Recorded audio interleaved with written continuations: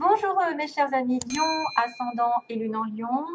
C'est avec grand plaisir que je vous retrouve. Donc sachez que c'est pour tout le monde, hein, pour tous les lions, ceux qui ont même la Vénus pour l'amour. On va regarder ça globalement, ce qui va se passer.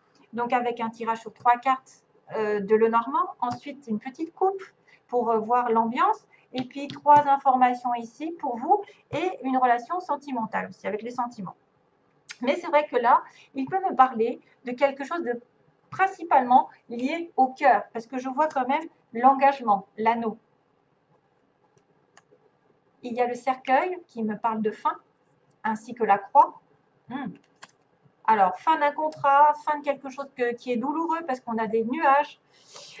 Mes chers amis Lions, le mois de mars, ça va pas être un petit peu, ouais, il va peut-être vous demander un changement, quelque chose à faire. Vous allez faire une croix sur une relation, sur un contrat, sur quelque chose qui est scellé. Peut-être qu'effectivement, vous voulez, vous êtes croyant, vous priez pour un mariage, vous priez pour vous associer, vous priez peut-être, mais en même temps, j'ai envie de dire que la croix, normalement, c'est quelque chose de douloureux. C'est une personne qui est triste, triste parce qu'elle doit faire un sacrifice.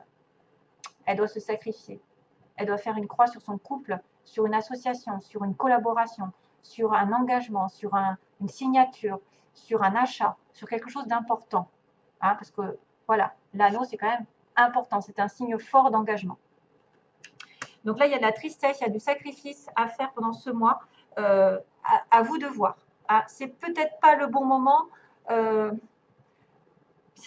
Comment vous dire? C'est peut-être pas le bon moment de faire des plans sur la comète. Il y a des choses qui vont se passer parce que déjà, déjà dès le départ, j'ai en fait les nuages qui sont effectivement, on voit une tasse de thé ici avec des petits nuages qui passent.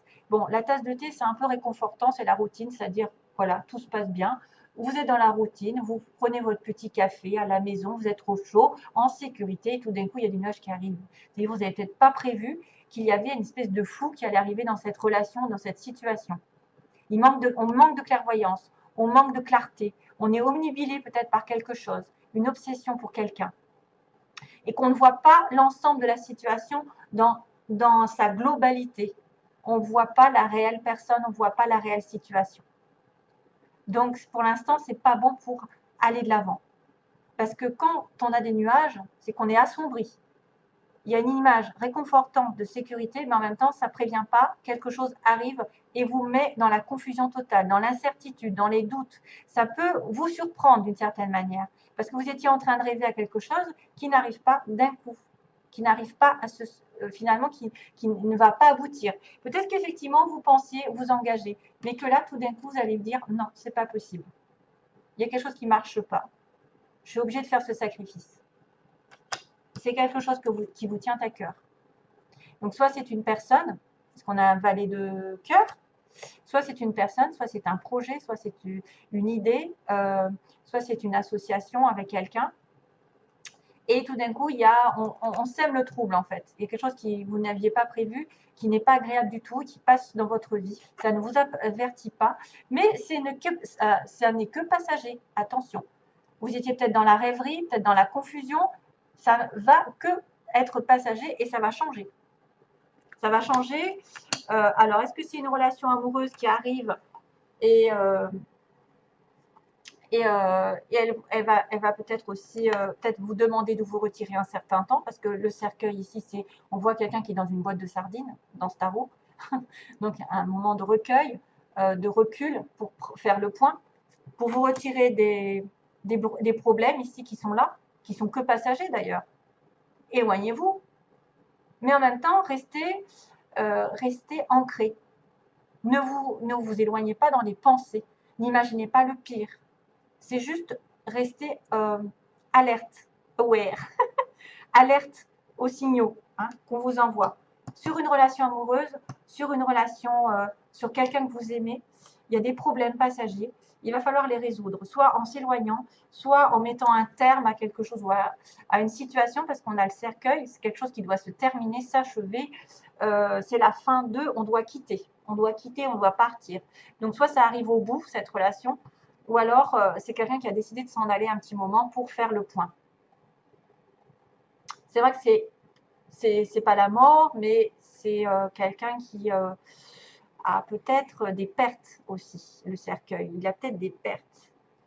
Dans ce tarot, on ne sait pas si cette boîte, elle s'ouvre ou elle est en train de se fermer, en fait. Soit elle est en train de descendre, et donc là, c'est la fermeture complète de la relation, hein, on arrête à la fin, ou soit elle va avoir un renouveau, ce qui est possible aussi. Un renouveau, c'est-à-dire qu'on va laisser derrière soi tous les événements négatifs, tout ce qui a été dans la confusion, et on va être clairvoyant. Ça peut signifier simplement un éloignement temporaire par rapport à votre choix sentimental ou autre, par rapport à votre projet, par exemple. Et peut-être que vous êtes effrayé, vous êtes anxieux, et que finalement, ben, c'est pas si mal que ça, parce que ça va être la fin des circonstances difficiles dans votre relation, dans votre situation qui vous est propre. Mais c'est vrai qu'avec la croix, on pourrait penser à une fin claire et nette. Alors, chaud. C'est chaud. Alors ensuite, pour mes lions, on a le petit message 24. Tout en sachant sauvegarder mes propres limites, je suis en relation avec tout. Fixer des limites. Wow, fixer des limites. Ça, c'est pas mal. Ça me fait penser au cancer, d'ailleurs. Se fixer des limites. Ne pas se faire bouffer. Tout en sachant sauvegarder mes propres limites, je suis en relation avec tout. Oui, il faut avoir des limites dans tout ce que vous faites, mais en même temps, garder le contact avec les autres et avec les relations avec les autres.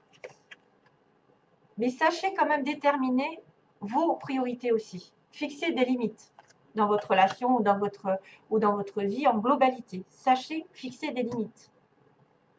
Alors, deuxième conseil, on a dit Dieu est votre source. Dieu est toujours là. Alors, tout ce dont vous avez besoin est fourni par la source infinie de Dieu et votre foi ouvre la porte qui vous permet de recevoir.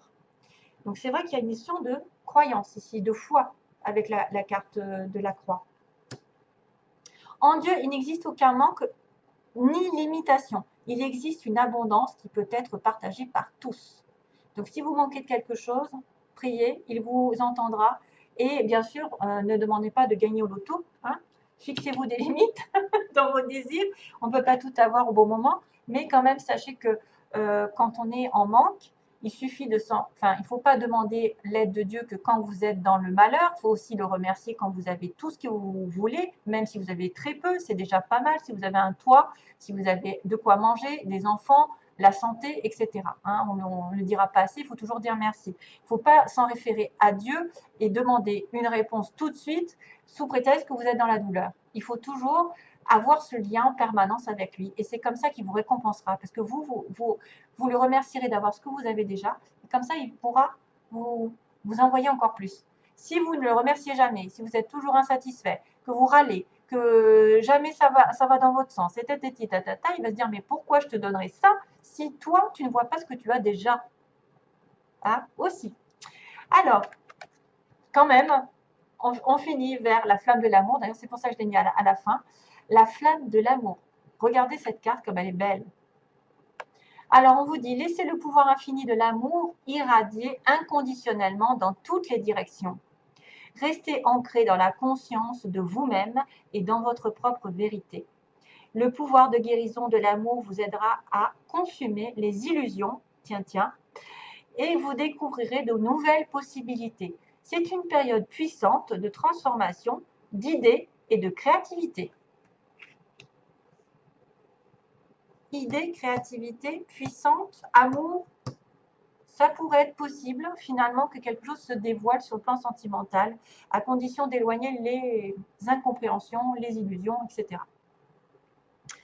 Alors, on va finir justement par l'amour. Ah tiens, alors j'ai quelques petites cartes qui sont tombées, que je regardais un petit peu.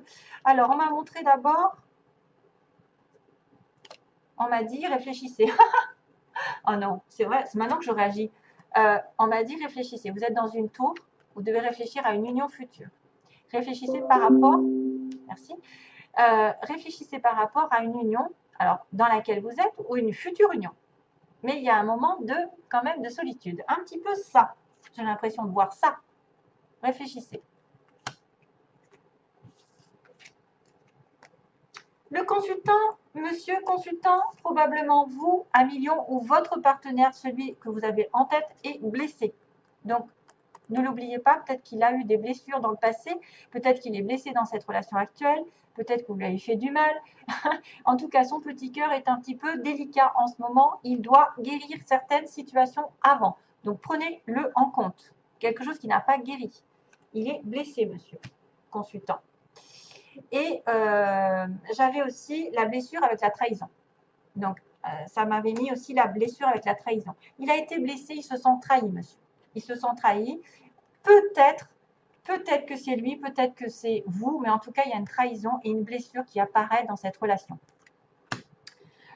Et puis, j'ai aussi tiré le labyrinthe avec le visuel, comme si c'était compliqué de vous voir. C'était compliqué d'avoir des visus, peut-être de vous voir face à face, de discuter. Peut-être que vous allez le voir, mais vous allez vous sentir bloqué par rapport à cette relation. Hein. Moi, je vois plutôt quelqu'un qui a du mal à avoir l'autre. Peut-être qu'il est au loin, peut-être qu'il est dans une relation bloquée, ou il est en mariage, ou voilà, il y a quelque chose qui l'empêche de vous voir, qui est compliqué. C'est pour ça qu'il y a peut-être une montagne. Il y a peut-être des nuages. Voilà, compliqué. Ce sera tout donc pour mes chers amis lions. Et à bientôt, je l'espère. Merci. Plein d'amour. Bye bye.